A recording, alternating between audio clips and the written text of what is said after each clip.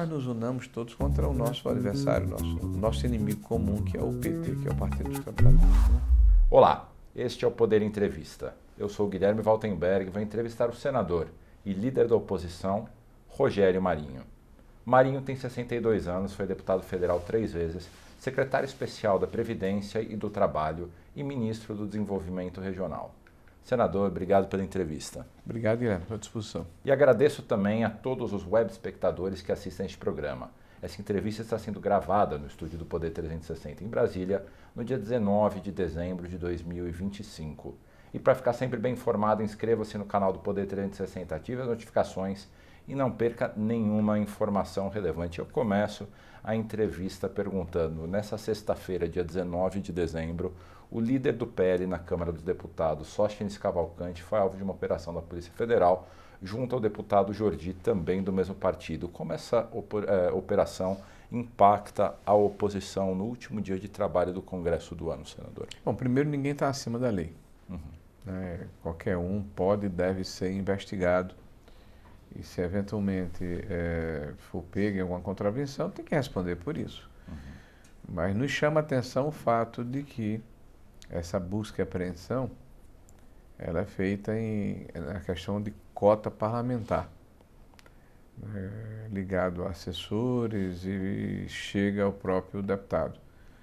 O deputado, ele foi a público, como é o seu dever, o líder Sóstenes, deu uma entrevista a respeito do fato, descreveu de que forma estava sendo imputado de eventuais crimes por parte do ministro do STF, o senhor Flávio Dino, na questão da compra, ou desculpe, do aluguel de um carro que estaria abaixo do preço de mercado, mas é uma quantia,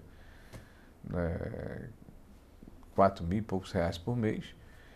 E, por fim, falou a respeito do recurso que foi apreendido, que, segundo ele, é fruto da venda de uma propriedade e que ele enviaria ao judiciário as provas de que o recurso tem origem, que o imóvel existe e que a transação foi normal. Vamos aguardar, todo mundo tem o direito à presunção de inocência. Eu, particularmente, admiro muito o deputado Sóstenes, o deputado Carlos Jordi, e espero que eles possam provar a sua inocência e continuar na sua atividade como parlamentar. Essa operação foi na sexta-feira, mas a gente está num ano bastante agitado no calendário de dezembro. Então, na quinta-feira, uma outra operação da Polícia Federal mostrou citações ao filho do presidente Lula como sendo supostamente beneficiário de algum repasse originado no esquema do careca do INSS.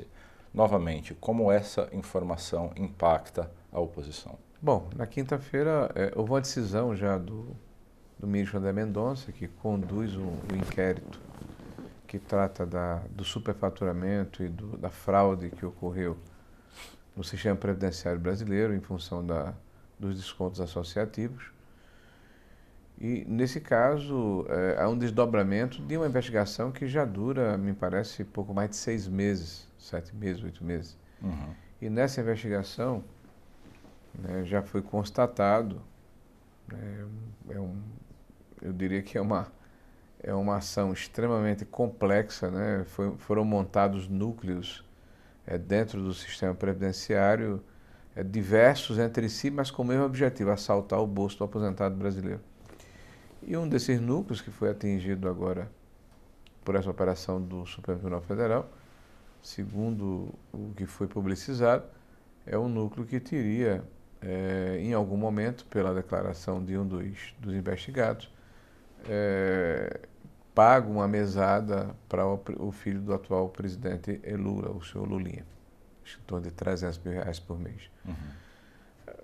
Os autos do processo estão aí, as acusações são graves. Vamos aguardar o desdobramento desse processo, porque não se trata apenas deste fato, que por si só é grave, mas de uma série de outros fatos que vêm se somando ao longo do tempo, que mostram que, historicamente, funcionários de carreira dentro do INSS buscaram se associar para em conjunto com empreendedores, entre aspas, empresários, de fora do sistema pudessem, de forma ardilosa, eu diria até covarde, né, enganar pessoas que têm até uma fragilidade do ponto de vista de percepção maior do que o conjunto da população brasileira. São pessoas idosas, muitas que moram no campo, são trabalhadores rurais, alguns semi-analfabetos ou até analfabetos que, ao longo da sua vida, após a concessão do processo de aposentadoria ou de pensão, né, nunca tiveram acesso aos seus respectivos contra-cheques, recebem esse recurso através de um cartão, e vão ao banco, recebem a quantia e não tem ideia de quanto deveriam ter, já que não tem acesso ao seu alerite, né? Então, a própria instalação da CPMI impediu o que nós chamávamos de investigação seletiva, né? Eu estava assistindo ontem uma palavra do atual presidente Lula, onde ele falava que o seu governo havia determinado que se iniciasse a investigação e que havia demorado 2 anos dentro da Advocacia Geral da União. Por isso que só há pouco tempo se tinha notícia dessa investigação. O presidente Lula ele é muito descuidado com as palavras, né? E quer convencer as pessoas de uma narrativa que não tem nenhuma consistência do ponto de vista de nexo com a realidade, né? Quem investigou foi a Polícia Federal, mas não a Polícia Federal de Lula, do Estado brasileiro, por determinação judicial, em função de denúncias feitas por órgãos de imprensa, no caso o site Metrópolis, que mostraram a necessidade de se abrir investigações a respeito da maneira como esses descontos associativos estavam sendo feitos. E ao final o juiz, naquela oportunidade, de primeira instância, ainda determinou, né, afastamento do presidente do INSS, do procurador do INSS, determinou sequestro de bens, e foi o início de todo esse processo. Certo. E, de qualquer forma, me parece que tem um impacto político também para a oposição o fato do filho do presidente se ver, de repente, possivelmente envolvido numa investigação. A CPI do INSS tentou convocar ele depois que o Poder 360 mostrou numa reportagem que Edson Claro, um dos personagens que teria sido associado ao careca do INSS, acusou o filho do Lula de receber essa mesada que o senhor destacou aí de R$300 mil. Não conseguiram convocar o Edson Claro, nem o filho do Lula ali para a CPI do INSS. Politicamente, o que mais pode ser feito nesse caso, senador? Olha, há praticamente um roteiro onde o DNA da blindagem, da tentativa de impedir que avance a investigação, fica cada vez mais claro, né? Qual que é esse roteiro? Não Edson Claro, fica mais nítida, né? Então, vocês vejam que ao longo desses meses o Lulinha foi impedido de ser convocado, uma empresa de turismo ligada à CONTAC, que é a principal central do campo ligada à CUT, foi impedida de ter o seu sigilo aberto. A senhora Roberta Luxingen, que recebeu agora na tornozeleira, né, se impediu que ela fosse convocada. A senhora Daniele Fonteles, que é publicitária, que agora foi presa também, se impediu que fosse convocado. O Edson Claro, né, que é um sócio do Camilo, que é o careca do INSS, havia rompido essa sociedade, né, e estava disposto a entregar a forma e o método como essa quadrilha se organizou dentro da instituição, também foi impedido de ser convocado. O senhor Gaspar, né, que é assessor do atual senador Everton, também preso agora, também foi impedido de ser convocado. Então, quase 60 requerimentos de convocação, de informação, de quebra de sigilo bancário, telemático, também fiscal, né, foram colocados por terra pelo governo, né, pelos membros do Partido dos Trabalhadores e os seus aliados que estabeleceram uma maioria, e essa maioria, na hora da votação dos requerimentos, tem de forma assertiva e milimétrica retirado de pauta e votado contrariamente a convocação desses personagens. E muitos deles foram presos já na anterior e agora, nessa última operação agora do dia 18 de dezembro. Então, proposição fica um impasse, porque ao mesmo tempo vocês tentam levar esses personagens, o senhor destacou uma série de nomes aí, e que seriam interessantes para vocês, que fosse esclarecida a história deles, mas por outro lado o governo tem essa maioria que o senhor também destacou na CPI. O que sobra para ser feito, senador? Olha, a CPMI já está cumprindo um papel extraordinário, porque se não tivesse havido CPMI, primeiro, nós não teríamos o fim da seletividade da investigação. Foi a CPMI, principalmente a eleição, de um presidente e de um relator independentes, que não tinham afinidade com o governo, numa disputa acirrada, que fez com que, ato contínuo, não sei se em função disso, mas acredito que sim, não posso afirmar, a AGU, que havia aberto procedimento de investigação contra 9 a 10 das mais de 40 entidades e, coincidentemente, deixado de lado desse procedimento investigatório o Sidinap do irmão do Lula, a CONTAG, que é a maior central do interior e o maior recepcionador desses recursos, mas é ligado à CUT de fora. Então, de repente, foi ampliada essa investigação. Depois, aconteceram as primeiras prisões, que foram solicitações da CPMI, do próprio Antunes, do Camizotti, né, de contadores. Depois, a CPMI novamente pede a prisão, pede a imposição de cautelares contra uma série de pessoas que foram contempladas nessa atual fase da operação sem desconto. Então, a CPMI foi um processo catalisador, impediu que houvesse blindagem, impediu que se varresse para debaixo do tapete os maus feitos que estão aparecendo e, principalmente, tem mostrado à sociedade brasileira, em 2 sessões semanais, acho que foram mais de 30 sessões que ocorreram, de que forma funcionam as entranhas do sistema previdenciário, como os esquemas foram formados, como membros do governo, né, em cargos importantes, permitiram que as barreiras que haviam sido levantadas fossem postas por terra para permitir que o assalto fosse perpetrado, né? Então, isso está ficando cada vez mais claro e a gente tem tido uma audiência e uma atenção muito grande, principalmente do público que foi impactado por essa fraude, que são os aposentados acima de 60 anos de idade, que são aqueles que majoritariamente nos ouvem, nos escutam e nos acompanham nessas últimas 30 audiências públicas que ocorreram na CPMI. Então o senhor entende que até o momento o grande papel que ela cumpriu foi impedir a seletividade, ou seja, que fossem excluídas a seletividade e o fato de que não se poderia colocar por debaixo do tapete os crimes que estavam sendo cometidos. E por último, a votação e a definição do fim do desconto associativo. Foi votado na Câmara e no Senado. Inclusive o senhor que liderou, né, essa votação no Senado, foi até uma operação bastante interessante. Se o senhor puder contar como é que foi feito isso, porque foi uma coisa que o governo não percebeu, de repente estava aprovado.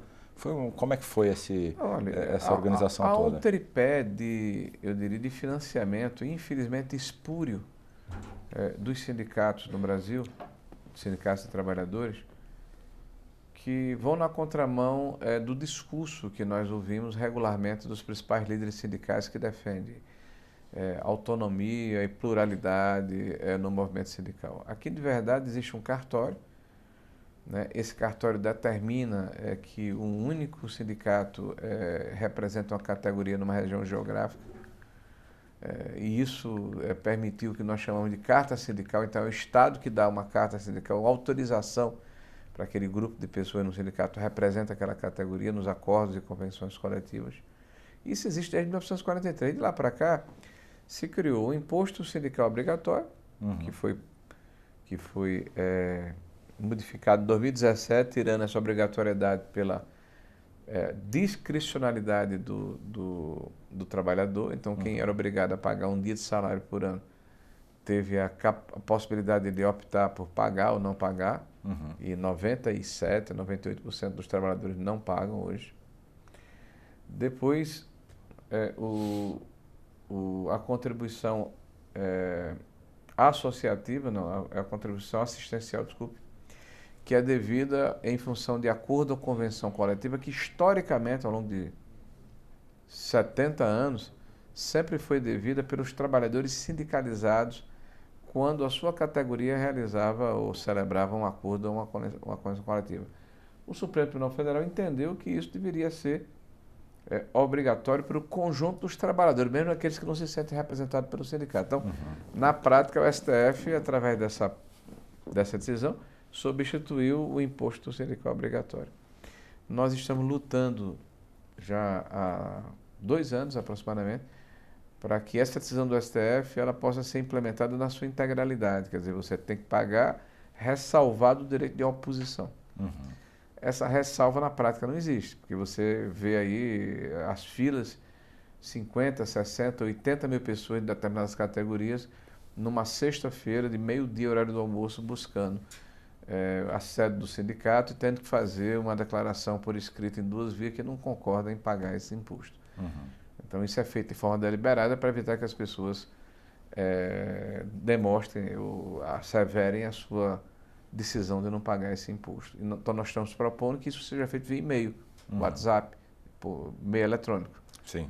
Estamos há 2 anos tentando e o governo obstaculando. E por fim, a contribuição, desculpa, o desconto associativo. É a terceira perna do tripé. Desconto associativo, ele existe há 30 anos, desde 1994. É engraçado a gente assistir a CPMI, porque vemos representantes do governo dizendo, olha, isso começou no governo de Bolsonaro e foi o nosso que investigou. Mentira. O desconto associativo é de 1994. O principal beneficiário foi e sempre foi a CONTAG, que é uma entidade ligada à CUT, né, quase 50% desse recurso. E o governo Bolsonaro inicia o governo combatendo a corrupção através da medida provisória 871, né, que combatia fraude no sistema previdenciário que sempre existiram. Né? O governo do atual presidente Lula, ele começa sem nenhum compromisso com o combate às fraudes, aos desvios, aos descaminhos que, porventura, tenham ou possam atingir o sistema previdenciário. Então, são 2 formas diferentes de encarar essa situação. De um lado, o governo que se preocupa em combater e outro que é cúmplice leniente. Então, foi votado na Câmara o fim do desconto associativo, fizemos um trabalho dentro da comissão e lá o discurso era favorável, solicitamos a inclusão na pauta como urgência e na hora da votação os senadores governistas tiveram dificuldade de se posicionar contra o projeto, apesar de terem muita vontade, de terem feito discurso nesse sentido. Então votou de forma simbólica, né? Nós conversamos com o presidente da casa, ele colocou em votação, antes houve uma discussão, e hoje estamos aguardando o veto do presidente. Caso isso ocorra, de uma vez por todas nós vamos acabar com a possibilidade desse roubo que é feito com desconto associativo. E veja, via de regra, casado com um empréstimo consignado, que na maioria das vezes não foi sequer solicitado pelo usuário. Né? Então, um assalto criminoso contra pessoas idosas, frágeis, que foi perpetrado durante muitos anos por uma quadrilha incrustada no INSS e com o conluio, com a cumplicidade de empresários de fora da instituição. Uma última pergunta nesse tema, antes da gente ir para os próximos que a gente tem aqui para conversar. O senhor entende que vai influenciar as eleições de 2026, tudo aquilo que a CPMI está descobrindo? Olha, que curioso, né? Nós contratamos uma empresa de tagueamento, ou seja, de acompanhamento do sentimento da população através de redes sociais, e nós temos constatado que há impactos em um dia de CPMI que chega até 270 milhões de impacto. Nossa, é bastante. É um negócio fenomenal, né? Com 100, 150 mil citações únicas, mas a partir daí isso impacta centenas de milhões de pessoas, algumas impactadas mais de uma vez. Né? Temos também aferido que quase 1 milhão de pessoas têm acompanhado online né, as sessões, é claro que são 14 horas de forma intermitente, mas a TV Senado chegou a ter pico no YouTube de 80, 90 mil espectadores. É bastante. Né, no YouTube, né, fora na TV e em outros canais de distribuição que vários canais têm acompanhado e têm publicizado.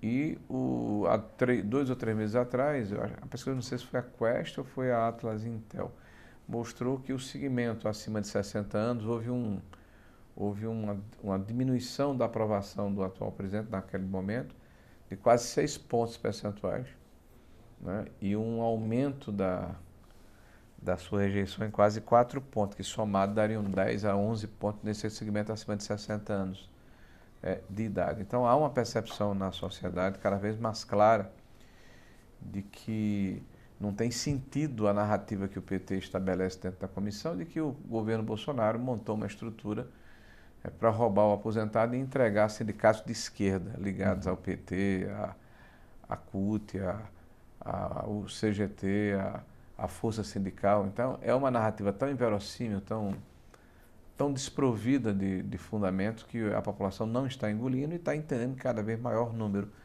né, de que este governo do PT sempre conviveu com a corrupção e no caso da Previdência não foi diferente, só que é muito execrável, ou muito mais execrável, que se trata de roubo a velhinhos e aposentados. PL da dosimetria, que reduz em última instância até a pena do ex-presidente Jair Bolsonaro, foi aprovado no Congresso.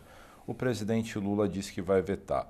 No entanto, o senador Jacques Wagner falou que tinha feito um acordo, inclusive com a oposição sobre o tema. O senhor é o líder da oposição. Qual foi o acordo feito com o Jacques Wagner com relação à dosimetria? De fato, nós fizemos um acordo com o líder Jacques Wagner no dia da votação na CCJ de procedimentos.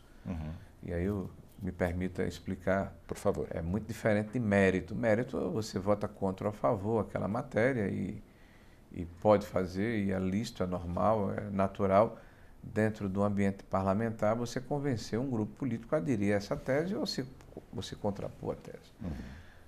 O acordo de procedimentos, por se tratar da última sessão do ano, a sessão só aconteceria a seguinte, em fevereiro de 2026, fizemos um apelo ao líder do governo para que, caso houvesse algum dissenso, alguma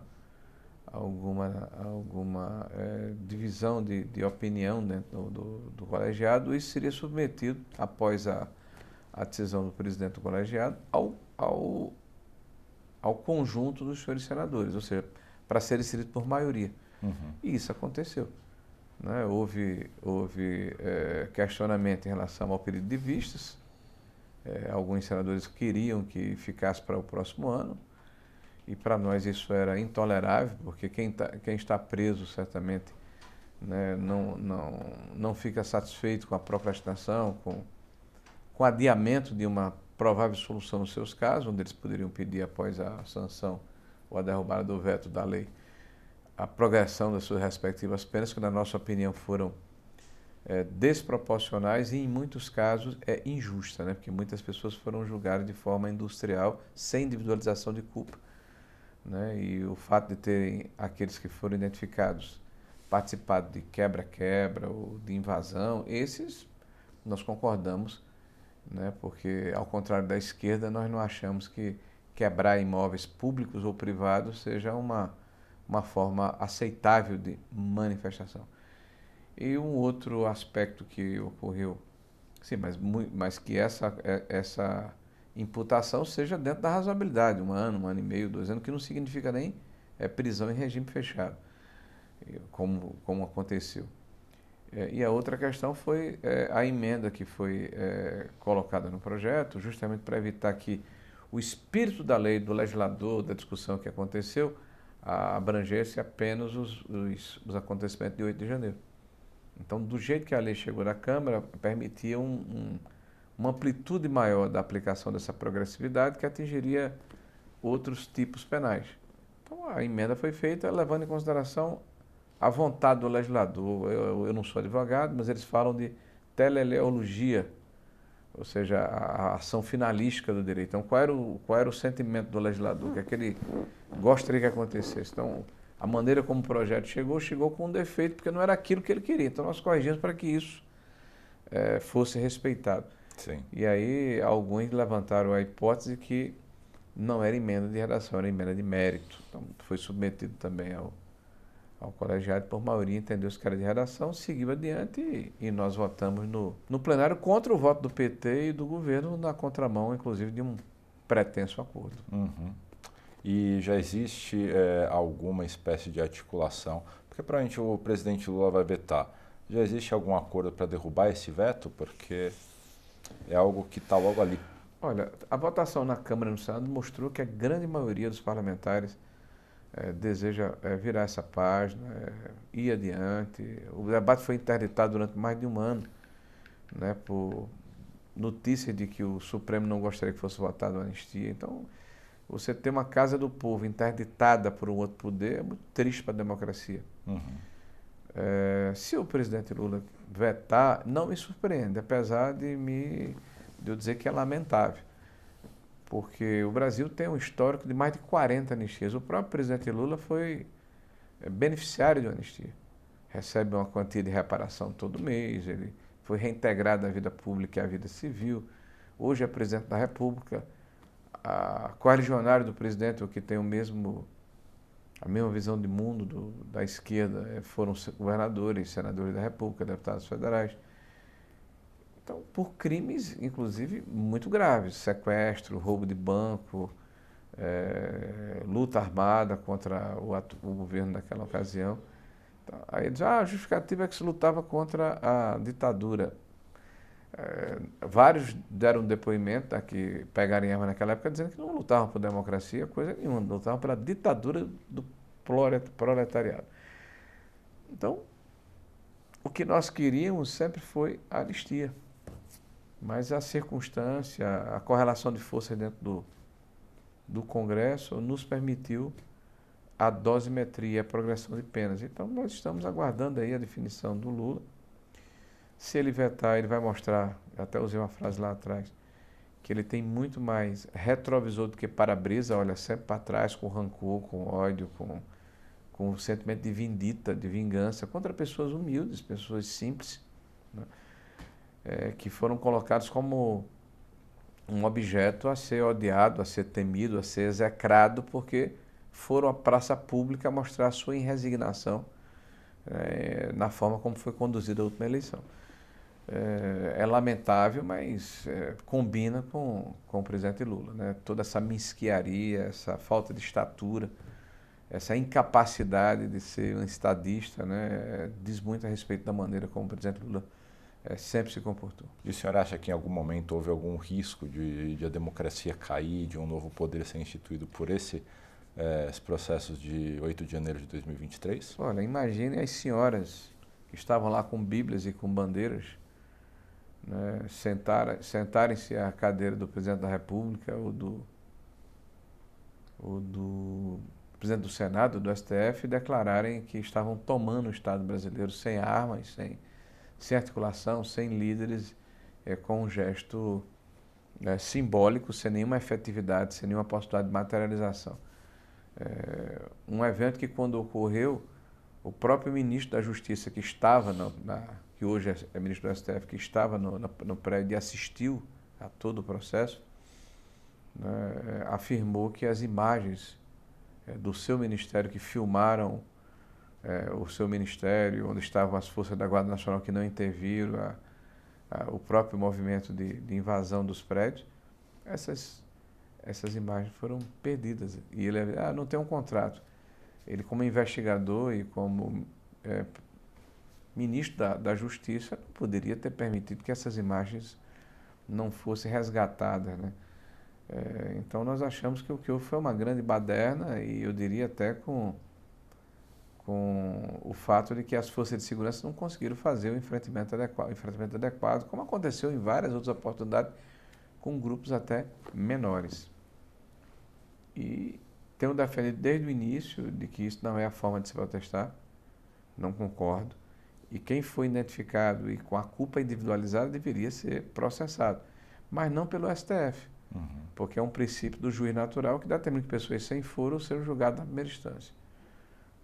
Não sem paridade de armas, porque eles não tiveram sequer a condição de apresentar defesas eficazes, né, dado ao fato de que todas as provas que foram roladas no processo foram entregues às defesas, assim, quase que na véspera da definição da acusação. E eram, me parece, 7 terabytes de material. Então, uma coisa tão absurda que não dá nem para mensurar aqui. Né? Sem um duplo grau de jurisdição, né? Nós somos signatários como país do Pacto de San José da Costa Rica, que determina que qualquer cidadão brasileiro, ao ser julgado, terá a possibilidade de recorrer a uma instância subsequente para corrigir eventuais erros, porque nós somos humanos e quando erramos, né, teremos a possibilidade de ter esse erro corrigido numa etapa subsequente. Então, no Brasil e no 8 de janeiro, essas pessoas foram julgadas diretas numa Câmara do Supremo Tribunal Federal sem direito de recorrer a ninguém. E penas exageradas, exorbitantes foram colocadas, na minha opinião, isso foi muito mais uma preparação para justificar uma pena de 27 anos ao maior líder da direita no Brasil, que é o presidente Jair Messias Bolsonaro. Então, como é que eu boto 27 anos numa pessoa, né, se aqueles que, entre aspas, ou em tese, materializaram o que nós chamamos aqui de golpe ou de plano do golpe, estão sendo condenados a 2, 3, 4 anos. Então, tem que carregar nas tintas. A minha opinião é que houve exagero, houve atropelo do devido processo legal, as suas culpas individualizadas e sem que o processo se ativesse ao que de fato ocorreu, a invasão com depredação. Uhum. Então o senhor entende que a pena que foi aplicada ao presidente Jair Bolsonaro foi exagerada. No entanto, o senhor falou que vocês queriam anistia, mas o que era possível foi a dosimetria.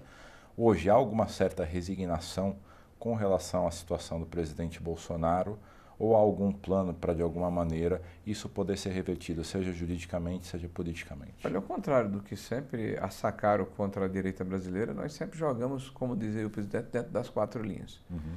Mesmo quando os nossos julgadores, na verdade, são nossos adversários políticos, publicamente, como é o caso do Flávio Dino, né? E como é o caso do próprio Alexandre de Moraes, que falou, antes, inclusive, do processo ser instaurado, que seria vítima, né, caso esse processo tivesse tido êxito. Né? Então é impensável em qualquer lugar do mundo imaginar que um processo dessa natureza se daria desta forma. Né? Principalmente contra um ex-presidente da República com uma capilaridade, com uma liderança tão forte no conjunto da sociedade.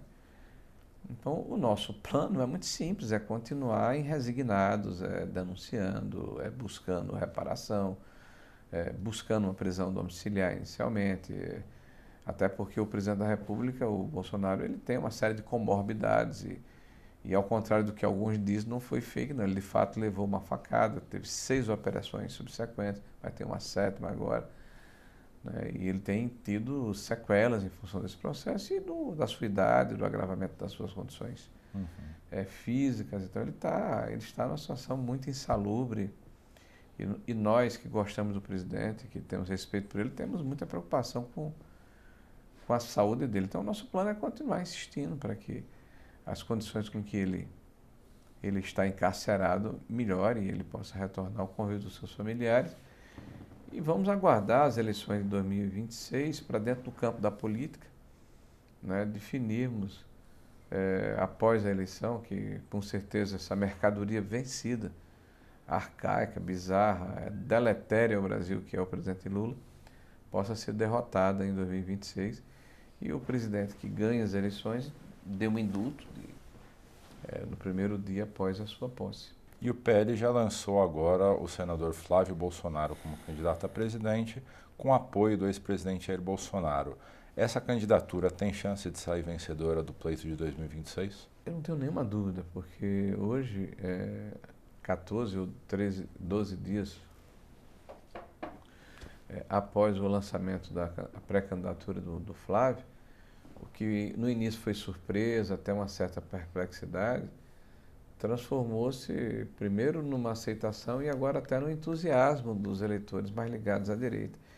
E o mais interessante, como o Flávio tem ido a programas de televisão, tem dado entrevistas, tem debatido com apresentadores de TV, a rejeição que existia a ele, que na minha opinião é muito mais ao Bolsonaro e ao que ele representa, do que a Flávio, que as pessoas não conhecem Flávio, à medida que as pessoas vão conhecendo Flávio, essa rejeição vai caindo. E é um processo gradativo. Tá? Vai depender muito da atração que ele der à sua candidatura, e eu tenho sentido dele entusiasmo, espírito público, desprendimento. Ele está abrindo mão de uma eleição praticamente resolvida no Senado do Rio de Janeiro. É um jovem de 44 anos, não é uma pessoa que chegou agora, é da política, alguém que negocia, que transige, que conversa com segmentos empresariais, com partidos políticos, enfim.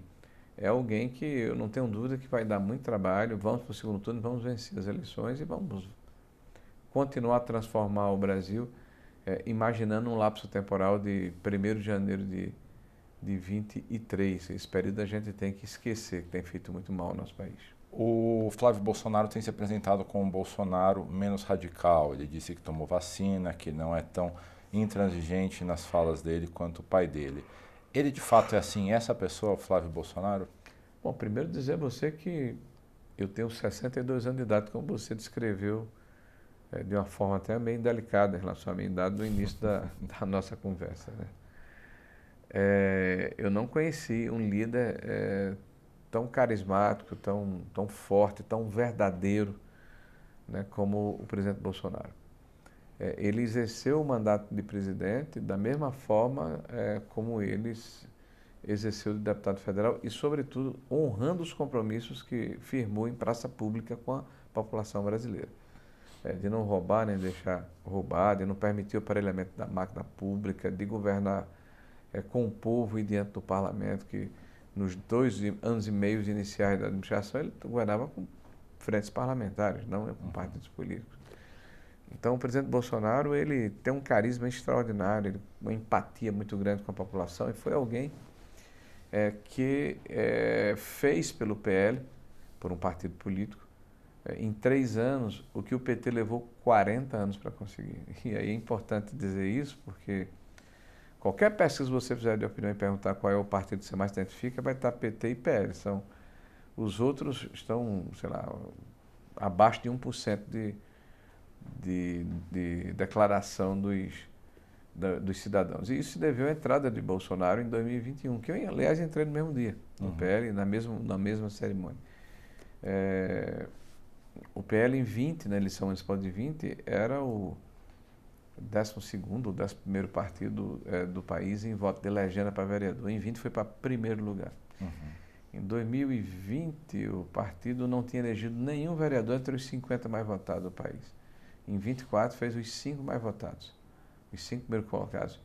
Em 2020, não tinha elegido em 1º lugar nenhum vereador nas 26 capitais. Agora elegeu em 8 capitais o vereador mais votado. Em 2020, só tinha uma cidade acima de 200 mil habitantes, né, que tem 200 mil eleitores, desculpa, que tem o segundo turno. Das 103, uma única era do PL. Agora 16 são do PL e 19 tem vice-prefeito. Então, o que Bolsonaro fez é fantástico. Ele conseguiu dar unidade, tirar essas pessoas da zona de conforto, provocou a sociedade e mostrou que é possível governar defendendo valores, visão de país, uma ação eficaz do ponto de vista de responsabilidade fiscal, uma parceria proativa e produtiva com o setor econômico, com o agronegócio do Brasil, com aqueles que querem empreender, edificar, construir. Então ele foi, sem dúvida nenhuma, um dos grandes presidentes que o Brasil teve nos últimos 100 anos. E talvez o maior líder popular da nossa história. O Flávio, ele é a continuação desse processo, com uma diferença. Ele é filho de Bolsonaro, mas ele não é Bolsonaro, então ele não tem a mesma verve, não se comporta da mesma forma. Bolsonaro dizia o que achava que devia dizer, não se preocupava se era politicamente ou não, do ponto de vista politicamente correto ou não.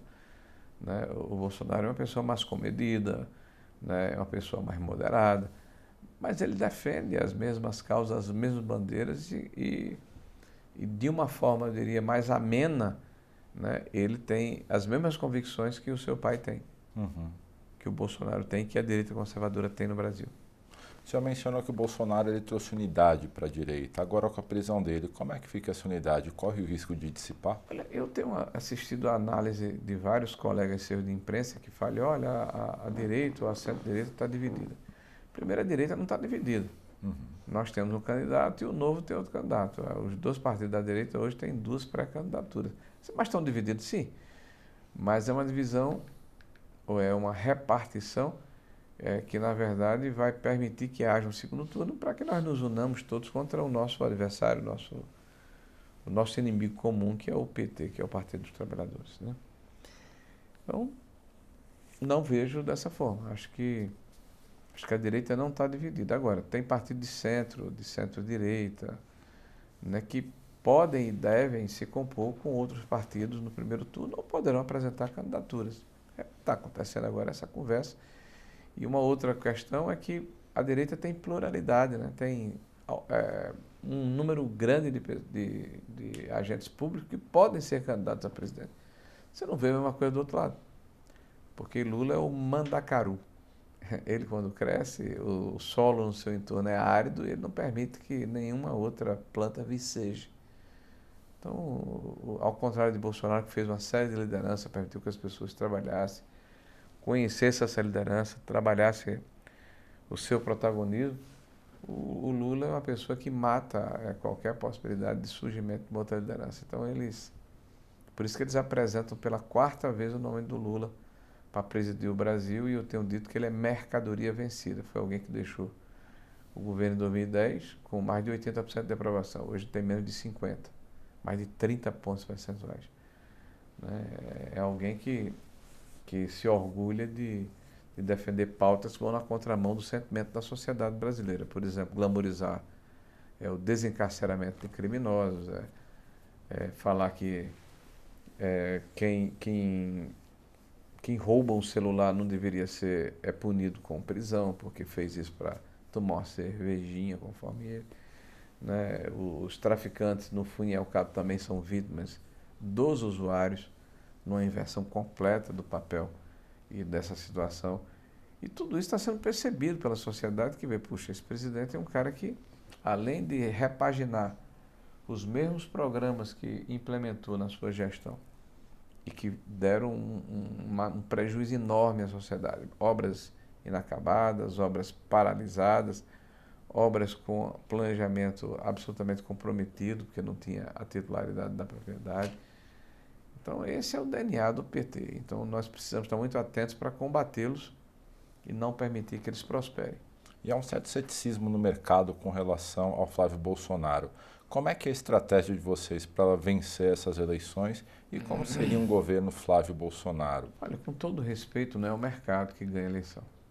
Né? O mercado, inclusive nas últimas eleições, esteve do lado oposto de quem ganhou a eleição. Uhum. Eu acho que o Flávio tem a disponibilidade, tem tido a vontade de fazer alguns workshops, algumas reuniões com empresários, mas eu acho que esse momento nem é essencial esse trabalho. Ele deveria voltar a falar com as pessoas, e é importante que o faça a partir de 2026, depois do mês de abril, maio.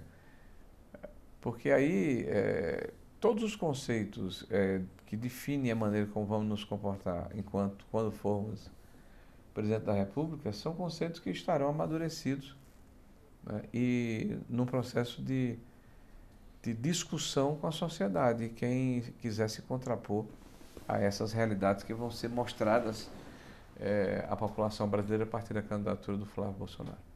Então a gente já vai terminando nossa conversa, mas dá tempo de uma última pergunta. Como é que vocês pretendem atrair os partidos de centro-direita para essa candidatura? Bom, primeiro mostrar que temos um candidato viável, com um programa eficaz e que vai combater a corrupção, vai combater o aparelhamento da máquina pública, vai se irmanar com quem empreende, com quem edifica, com quem trabalha no Brasil, para que eles tenham a certeza de que tem parceiro no governo e não um ente que cria dificuldade para vender facilidade, que vai ter um Estado desburocratizado, ágil, que vai servir a sociedade e não se servir dela, né? Que a parceria ela se estabelece não só na ocupação de espaço, mas na qualificação desse espaço, na cobrança de resultados, né? E que é muito importante que estejamos juntos dentro de um projeto que combate o PT, porque ele é o adversário, é o inimigo comum. O PT, com a sua visão deletéria, eu diria, controversa, destrutiva da maneira como deve se comportar um governo, nessa ou em qualquer outra administração, o PT faz muito mal ao país. E nós somos justamente o oposto, né? Nós somos de um partido que defendemos o livre mercado, a desburocratização, a desvinculação de recursos orçamentários, a diminuição de carga tributária, né? O livre empreendedorismo, o mérito, né? Como definido de ganho de produtividade por via de consequência de aumento salarial, de aumento remuneratório. Então nós temos muito claro na nossa cabeça, na nossa mente, de que nós somos o contraponto. Nós somos o outro lado. E a sociedade vai ter a oportunidade de fazer essa discussão. Porque se nós tivéssemos um outro candidato que não levasse esses temas, que podem ser até politicamente incorretos, mas são necessários para o debate público, nós poderíamos correr o risco de ter um presidente que não tem compromisso com essas pautas. Para nós é muito importante a candidatura de Flávio, mas principalmente a vitória de Flávio. A gente precisa virar uma página sombria da nossa história de aparelhamento, de malversação de recursos públicos, de interferência entre os poderes, enfim, é uma página que precisa ser virada na história do Rio Grande do Norte para podermos olhar para frente com esperança. Chega ao final essa edição do Poder Entrevista. Em nome do jornal digital Poder 360, eu agradeço ao senador Rogério Marinho. Obrigado. E agradeço também a todos os web espectadores que assistiram a este programa. Essa entrevista foi gravada no estúdio do Poder 360, em Brasília, em 19 de dezembro de 2025. Para ficar sempre bem informado, inscreva-se no canal do Poder 360, ative as notificações e não perca nenhuma informação relevante. Muito obrigado e até a próxima.